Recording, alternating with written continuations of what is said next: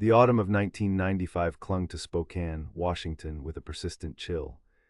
Leaves, mostly amber and rust, carpeted the sidewalks of Brown's Addition, crunching underfoot.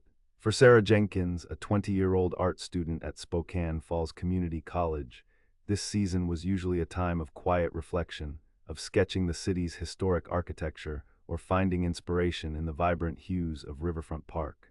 But this year, a subtle undercurrent of anxiety had begun to tug at her. Sarah was not a girl prone to drama.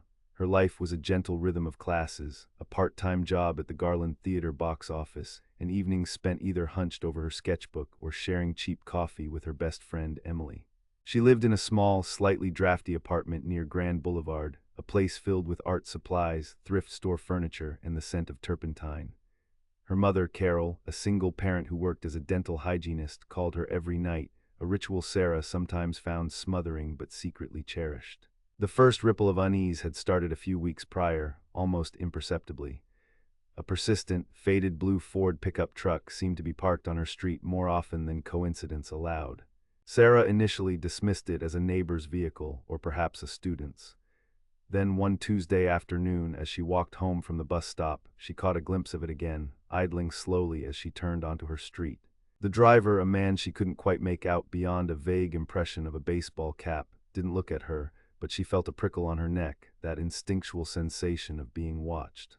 She sped up, key already in hand, and didn't look back until her apartment door was double-locked. She mentioned it casually to Emily later that week, but they both laughed it off as Spokane paranoia. October 27, 1995 was a Friday, crisp and clear. Sarah had an early shift at the Garland Theater, selling tickets for a double feature of a cult classic and a new independent film. She finished around 10:30 p.m. The theater district, usually bustling, was beginning to wind down. Her shift manager, old Mr. Henderson, offered her a ride, as he often did, but Sarah declined. "It's a nice night, Mr. Henderson. I could use the walk to clear my head." She had a small art history paper due on Monday and a sketch she wanted to finish. She enjoyed the solitude of the late-night walk, the city lights reflecting off the Spokane River, the distant hum of traffic on Division Street.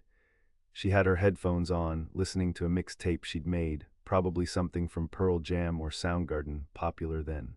The air was cold, biting. She clutched her worn canvas messenger bag to her chest, where her sketchbook lay nestled amongst her keys and wallet. The route was familiar, along Garland Avenue, then a few turns through residential streets leading to Grand Boulevard. It wasn't the shortest path, but it was well lit for most of the way. She remembered seeing the blue pickup truck again. It was parked 2 blocks from her apartment, just as she was about to turn onto her street. This time it wasn't idling, it was just there, her stomach clenched. She pulled out her headphones, her heart beginning to pound a frantic rhythm against her ribs. She quickened her pace, her gaze fixed straight ahead. She could hear the distinct crunch of gravel behind her, then quickening footsteps. A rush of adrenaline, cold and sharp, shot through her. She didn't scream, there wasn't time. A hand clamped over her mouth, another around her waist, pulling her backwards off the sidewalk into the darkness between 2 houses. The world tilted, the music still a faint echo in her mind. The next morning, Carol Jenkins woke to an empty apartment. Sarah wasn't there. Her bed was neatly made, her art supplies meticulously arranged on her desk. The half-eaten bowl of cereal from breakfast sat on the counter. A strange stillness hung in the air, a quiet that screamed of absence. Carol's calls to Sarah's cell phone went straight to voicemail, a relatively new technology then, mostly for emergencies, and Sarah often left it off to conserve battery. Panic began to claw at Carol's throat. She called Emily, then Mr. Henderson. No one had seen Sarah since she left the theater. By noon, Carol was at the Spokane Police Department headquarters, her voice hoarse, her hands trembling as she recounted everything she knew about her daughter, every detail, no matter how small. Detective Robert Miller, a veteran officer with a tired face and kind eyes, listened patiently, jotting notes in a legal pad. He was used to missing persons reports, the vast majority ending with the person turning up safe. But something in Carol's raw desperation and Sarah's meticulous habits gave him pause. The initial investigation was swift but fruitless. Uniformed officers canvassed Sarah's route home, knocking on doors, asking about a 20-year-old art student. Flyers with Sarah's smiling face, a bright, hopeful image, appeared on every lamppost, every storefront in the Garland district, then spread across the city. Emily and Sarah's college friends spent their days stapling posters, calling local news stations, their youthful optimism quickly eroding into fear. Detective Miller and his team followed every lead. They spoke to Sarah's professors, her classmates, her friends. They checked her bank records, no activity. Her phone records showed no unusual calls. They interviewed her ex-boyfriend, a brooding musician who was quickly cleared after providing a solid alibi. They even looked into a few disgruntled patrons from the Garland Theater, but those leads fizzled out. The blue pickup truck, mentioned vaguely by Carol from Sarah's earlier uneasy comments, became a ghost. No witnesses recalled seeing it, no specific make or model. It was too generic. Weeks turned into months. The autumn chill deepened into a brutal Spokane winter, then grudgingly gave way to spring. The snow melted, revealing the muddy, thawing ground. Search parties, organized by volunteers and local SAR teams, scoured the parks, the riverbanks, the vast, sprawling natural areas surrounding Spokane, from Riverside State Park to the foothills of Mount Spokane. They found discarded beer cans, old tires, a lost dog, but no trace of Sarah. Sarah Jenkins became a shadow of her former self. Her once impeccable dental hygienist uniform hung loosely on her frame. She spent her days calling Detective Miller, leaving messages that were increasingly desperate, pleading. Her apartment, once a sanctuary for her and Sarah, became a shrine to her missing daughter, filled with pictures, unread books Sarah had left behind, and a growing sense of hopelessness. The local news stories faded, replaced by newer, more immediate tragedies. Sarah's case, like so many others, grew cold. Detective Miller kept a small photo of Sarah on his desk, a constant, nagging reminder of the case that haunted him. He knew the odds, but he couldn't shake the feeling that Sarah wasn't just another runaway. Years crawled by, slow and heavy. 1996 bled into 1997, then the new millennium. The world changed. Technology advanced. Dial-up internet gave way to broadband, clunky cell phones to sleeker models. The memory of Sarah Jenkins, a vibrant, promising young woman, began to fade for all but those closest to her. Carol learned to live with the hollow ache in her chest, the constant question of what if gnawing at her. She never moved, never truly let go, always clinging to the faint, irrational hope that Sarah would one day walk back through the door, a little older, a little wiser, but unmistakably her. Detective Miller retired in 2003, his career ending with the unsolved cases he carried like weights. Sarah's file, a thick binder of reports, witness statements, and dead ends, was moved to a dusty storage room, relegated to the cold case archives. Then came the spring of 2004. 9 years had passed since Sarah vanished. The April showers had given way to bursts of sunshine, coaxing new growth from the earth. A crew from a local development company was clearing a parcel of land for a new housing subdivision, several miles north of Spokane, near the rolling hills leading towards Deer Park, a relatively isolated area that had once been dense forest and now was slowly being encroached upon by urban sprawl. The land was uneven, overgrown with ponderosa pine and thick underbrush, making the work slow and arduous. A young man named David Chen, operating a small bulldozer, was pushing aside a particularly stubborn mound of earth near a cluster of old-growth trees. The smell of damp soil and pine needles filled the air. His machine suddenly shuddered, catching on something solid beneath the surface. He backed up, curious, and dismounted to investigate. What he found made his blood run cold. Partially exposed from the earth was a shoe, a worn canvas sneaker, a brand popular in the mid-90s, much like the one Sarah Jenkins had been wearing. David stared, then called his foreman. They began to carefully dig by hand. What emerged, slowly, horrifyingly, was not a simple shoe. It was connected to a human foot bone. The foreman immediately called the Spokane County Sheriff's Office, as the site was just outside the city limits. Sheriff's deputies arrived quickly, securing the scene. A forensic anthropologist, Dr. Evelyn Reed, was brought in, along with crime scene technicians. The discovery site was meticulously excavated over the next several days.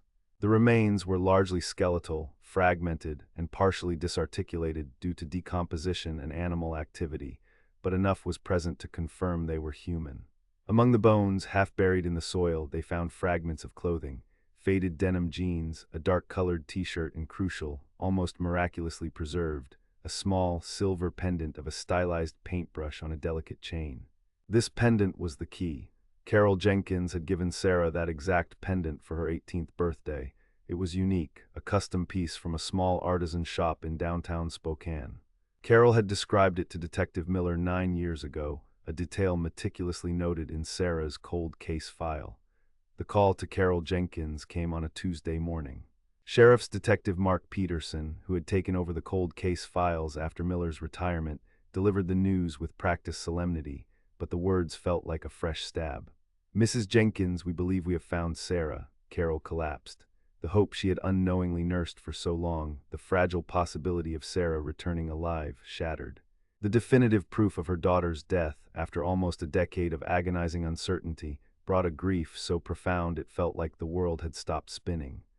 But beneath the anguish, a new, fierce emotion began to stir. A desperate need for answers. The remains were transported to the medical examiner's office for forensic analysis. Dr. Reed confirmed the identity through dental records, comparing them to Sarah's childhood dental charts provided by Carol.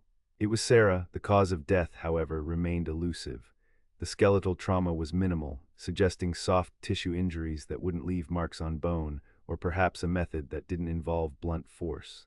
Asphyxiation, suffocation, or a lethal injection were all possibilities that couldn't be ruled out or confirmed by the skeletal remains. The discovery reignited the investigation with a ferocity that had been absent for years. Detective Peterson, inheriting the case, now had a focal point, a body. The area around the discovery site was meticulously combed, using ground-penetrating radar and cadaver dogs. They found no other bodies, no obvious murder weapon, but they did find something else, buried deeper, almost an afterthought, a crushed, faded blue baseball cap. Inside, the partial remains of a hair follicle. The hair follicle, however small, was a glimmer of hope for 2004 technology. DNA analysis, far more advanced than in 1995, was performed. The results showed a male profile. The FBI's CODIS database, which had grown exponentially since Sarah's disappearance, was run. No immediate match. The cap itself offered no further clues. It was a generic, mass-produced item. Detective Peterson went back to Sarah's old file, poring over every detail. He re-interviewed Sarah Jenkins, Emily, Mr. Henderson, everyone. He asked again about the blue pickup truck. Carol described it again, the memory still vivid, etched by her daughter's unease. It was faded, she recalled, her voice thin. Old, a Ford, I think. The police issued a public appeal for information, specifically regarding a faded blue Ford pickup truck, often seen in the Garland area in late 1995. The local news ran stories on Sarah's discovery, reminding the community of the tragedy. Tips began to trickle in, some helpful, many not. One tip, however, caught Peterson's attention. An elderly man who lived near Sarah's old apartment and had been too afraid to come forward in 1995 recalled seeing a blue Ford pickup truck, matching the description, parked on a vacant lot nearby in the weeks leading up to her disappearance. He also remembered seeing the driver once, though briefly. A tall man, he said, with a shifty look. He couldn't remember much more, but he did mention that the truck had a distinctive, rusted dent above the rear passenger side wheel well. This new detail was crucial. The police then cross-referenced all registered blue Ford pickups in Spokane County from 1995, looking for specific models known for that type of rust or dent pattern. The list was still long, but it was a starting point.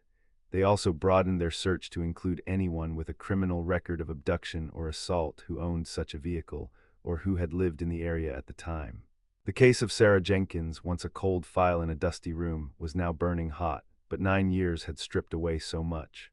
Witnesses had moved, memories had faded, and many critical pieces of evidence, like a specific vehicle, were likely long gone. The identity of the man who left behind the baseball cap and whether he was Sarah's killer remained a chilling question. The DNA profile from the cap was uploaded to every available database, a silent plea for a match. Sarah Jenkins, now gray and frail, visited Sarah's grave, a small headstone in a quiet Spokane cemetery, marked with her name and the dates 1975-1995. She left a single paintbrush and a small bouquet of wildflowers. The discovery had brought her a grim peace, the knowledge of where Sarah rested, but it had also brought a renewed torment. The knowledge that her daughter's killer was still out there, walking among them, unpunished. The beautiful, vibrant girl who vanished in the crisp autumn air of 1995 had finally been found, but the full truth of her final moments and the identity of the monster who stole her remained a shadow, haunting the edges of Spokane's collective memory. The case, though reopened, hung in a precarious balance, a testament to the enduring mystery of human cruelty and the relentless pursuit of justice, even when delayed by almost a decade.